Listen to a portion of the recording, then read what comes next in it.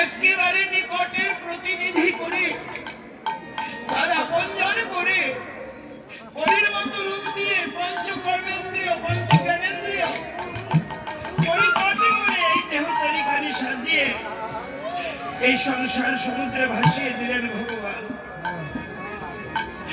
কিন্তু এই সংসার সমুদ্রে তরি বাইতে বাইতে অবশেষে এই সংসার সমুদ্রে ডুবিয়ে নিলাম। হ্যাঁ, এই যে সংসার সমুদ্রে তরিখানা পাইছি বাবা, এই তরির তো কোনো ভরসা নাই, যে কোনো সময় যে কোনো খানে ডুবে যেতে পারে। বাইতে বাইতে পুলের মেলাও তো বুঝি পাবো না, তার আগেই ডুবে যাবে সংসার সমুদ্রে।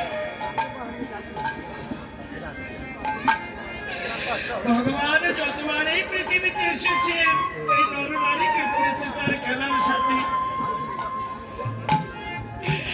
এই মানব মানবীকে করেছে তার লীলার সহকারী, এই নরনারীকে মা বাবা বলে ডেকেছেন প্রতিটি যুগে, এই নরনারীকে খেলার সাথে করেছে, এই নরনারীকে করেছে বন্ধু বান্ধবী। সত্য যুগে কর্দম দেবাহুতির ঘরে ভগবান এসেছিলেন,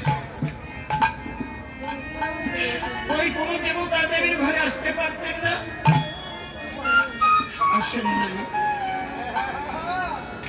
ত্রেতা যুগে রামচন্দ্র রূপে এলেন রাজা দশরথের ঘরে, মায়ের নাম কৌশল্যা দেবী। কৌশল্যার ফলে ভগবান পুত্র রূপে খেলা করে, কোন দেবতা দেবীর ঘরে আসতে পারতেন না, আসেন নাই। তারপর আমার কৃষ্ণ যাদের ঘরে এলেন দেবকী বসুদেব, পরিশেষে লালিত পালিত হলো কোথায়? মধুর বৃন্দাবনে। মা যশোদার কোলে ভগবান পুত্র রূপে দোলে, দেবতা দেবীকে মা বাবা বলে ডাকতে পারতেন না। মা যশোদা ভগবান গোপালের কান ধরে শাসন করে, আমার কৃষ্ণের কান ধরে শাসন করে। দেবতারা ভয়ে কাঁপছে, মা যশোদা সামান্য একজন নারী হয়ে করছে কি? সেইগুলোকে বসাই যিনি তার কান ধরে শাসন করে, মায়ের ভয় করছে না। দেবতারা যেখানে ভয় পাচ্ছে সেখানে আমার কৃষ্ণ হাসি মুখে তাকিয়ে আছে, দেবতা দেবীর যেন বোঝাচ্ছে, দেবতা দেবীদের বোঝাচ্ছে, দেখো দেবতা দেবী তোমাদের এত ভাগ্য নয়,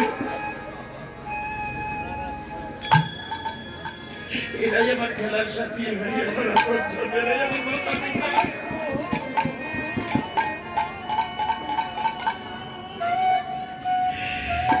ভগবান দেবতা দেবীদের মাতা পিতা কোন যুগে বলে ডেকেছে বলে আমার জানা নেই।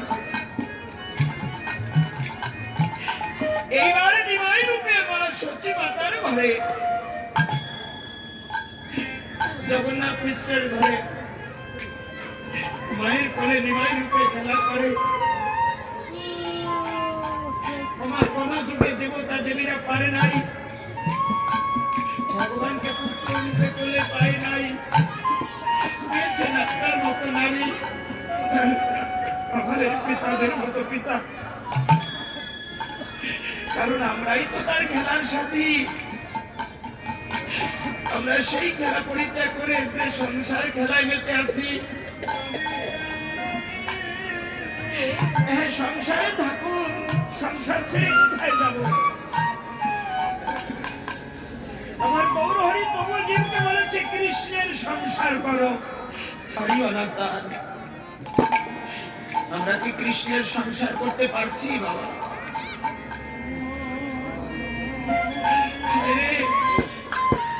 যে সংসারে আমি বসবাস করছি, জিজ্ঞেস করবে এই সংসার কার, পরিবার?